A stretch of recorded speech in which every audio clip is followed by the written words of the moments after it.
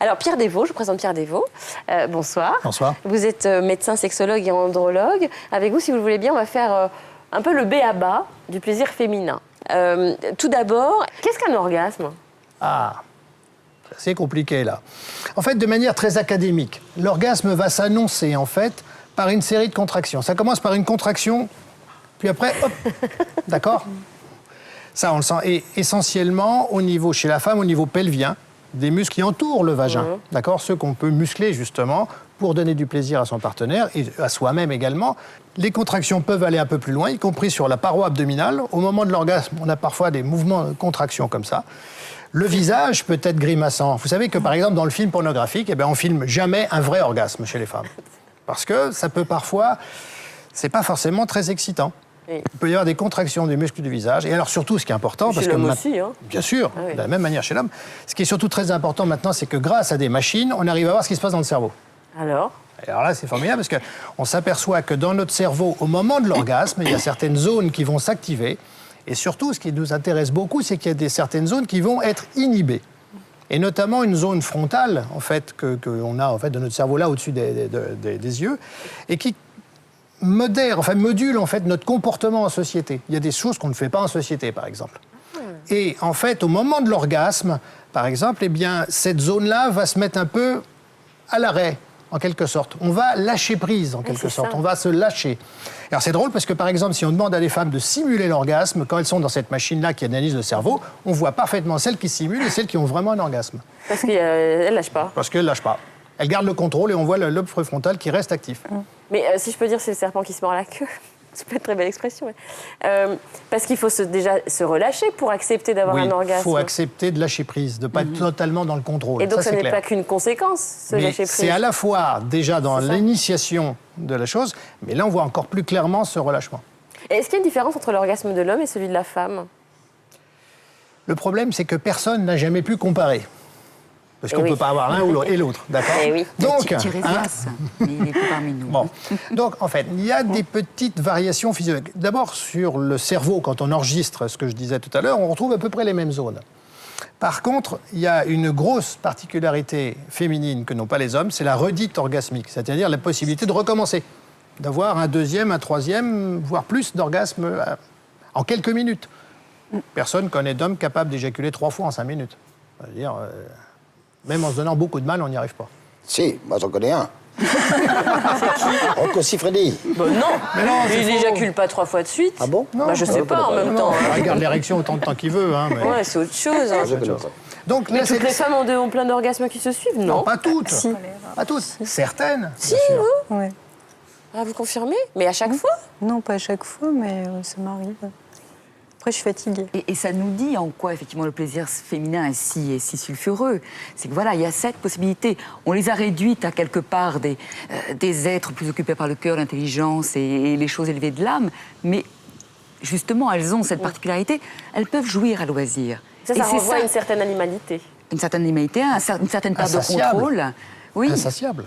C'est ça. Puis, oui, la peur que l'autre n'y arrive pas en face, à lui fournir ce qu'elle pourrait demander. Et c'est ça qui fait peur aux hommes. C'est une sorte Mais de aux femmes supériorité aussi. qu'on aurait sur vous. Et pas la seule.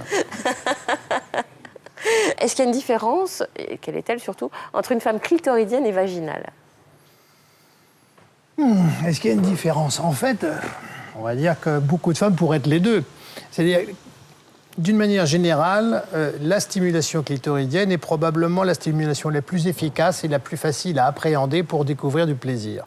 Quand on a demandé aux femmes, au fond, qu'est-ce qui fonctionnait le mieux, celles qui avaient les deux sensations disaient que finalement le clitoris permet une gratification plus facile, un orgasme plus facile, mais qu'au fond, l'orgasme vaginal est quelque chose que parfois aussi elles préfèrent, mais plus compliqué à mettre en œuvre. Donc le meilleur rapport qualité-prix, c'est le clitoris. Je disais tout à l'heure dans l'édito que 30% seulement des orgasmes chez les femmes étaient uniquement dus au coït, donc à la pénétration. Ça voudrait dire que quand une femme est, entre guillemets, vaginale, d'une manière ou d'une autre, il y a quand même une stimulation du clitoris? Quand on est vaginal, on a aussi le droit d'avoir une stimulation clitoridienne. Je crois que, en fait, ce qu'il faut comprendre, c'est que d'abord, dans l'évolution, En fait, chez la femme, le clitoris s'est éloigné de l'entrée du vagin et donc n'est plus stimulé lors du coït, comme dans d'autres espèces animales. Et ça, c'est lié au fait de notre station debout. Mais on a quand même des mains encore pour caresser, voire d'autres choses. Dans certaines positions, on va dire que certaines femmes assez habiles arrivent à avoir à la fois le plaisir de la pénétration et de la stimulation clitoridienne. Mais c'est elles qui le font. Je pense notamment à ce qu'on appelle la position d'Andromaque. Imaginez, l'homme est allongé sur le dos et c'est elle qui vient s'asseoir à califourchon. Avec un peu d'habileté, elle a à la fois la pénétration et à la fois la stimulation clitoridienne. C'est vrai qu'il y a des modes en termes de sexualité, Pierre Desvaux. Qu'est-ce que c'est que cette histoire de mode de fond de vagin? La quoi? La mode? La mode du fond de vagin. Mais vous lisez quoi, François? Bien au courant. Alors, en fait, il y a effectivement, on a décrit depuis très longtemps donc, le clitoris, on a décrit après le point G. Le point G, c'est pas du tout le fond du vagin, c'est l'entrée du vagin, enfin c'est 2-3 cm en profondeur. Ça existe le point G? Alors, le point G, en fait, toutes les femmes peuvent avoir un certain nombre de sensibilités qui demandent à être révélées. Alors, parfois, certaines l'ignorent. Est-ce que ça existe chez toutes les femmes et c'est toujours au même endroit? Alors, il est anatomiquement à peu près toujours au même endroit, parce que C'est ça où, correspond à une structure c'est particulière. François? Un peu plus haut à gauche. Un peu plus haut que quoi? Non, c'est rigolo, parce qu'en fait, Attendez. Non, je sais pas comment l'entrée en haut. Quoi. C'est ça? voilà, c'est ça. Ah. C'est l'entrée du vagin, 2-3 cm en profondeur, vers l'avant, Ouais. vers la vessie. On mettrait le doigt en crochet. Voilà, comme ça. En fait, ça a été décrit par Grafenberg, qui était un gynécologue allemand émigré aux États-Unis. D'où et le donc, nom d'où G. le point G après, parce que d'autres ont repris les travaux, et, on va dire en hommage, ils ont dit appeler ça le point G. Il racontait que des femmes, dans des pratiques sexuelles avec leurs compagnons, quand leur compagnon mettait 2 doigts dans le vagin et appuyait à cet endroit-là, ça leur procurait du plaisir et un orgasme. Ceci dit, la sexualité, c'est quand même plein de points partout. Bien sûr. C'est pour ça le point G, oui, sans doute, mais chez tout le monde, non, certainement pas. C'est des points à des moments donnés avec des partenaires, dans des lieux précis, dans des temps précis. Et je crois qu'on est plein de, Oui, mais plein de d'ailleurs, points et- partout. Bien sûr, alors j'ai pas Evelyne. fini avec l'orgasme. Et le fond de vagin. Le fond du vagin, parce qu'on est parti sur le point G, mais on quand n'a même, pas le fond éloqué du vagin. cette histoire. Non, en fait, l'histoire du fond du vagin vient d'une étude américaine, il y a quelques années, où des femmes paraplégiques, qui n'avaient plus de sensibilité du bas du corps, racontaient quand même que quand elles faisaient l'amour avec leur mari, elles avaient des orgasmes. Donc on s'est dit, les pauvres, bon, cela dans la tête. Et elles ont quand même interpellé une sexologue américaine très connue, qui est Beverly Whipple. Et en fait, on a découvert que ça passait par un nerf qui ne passe pas du tout par la moelle épinière. Donc en fait, ces femmes qui avaient des accidents de la moelle épinière, qui n'avaient pas de transmission sensitive, ne rêvaient pas. Et quand elles racontaient des sensations orgasmiques, ce n'était pas une vue de l'esprit.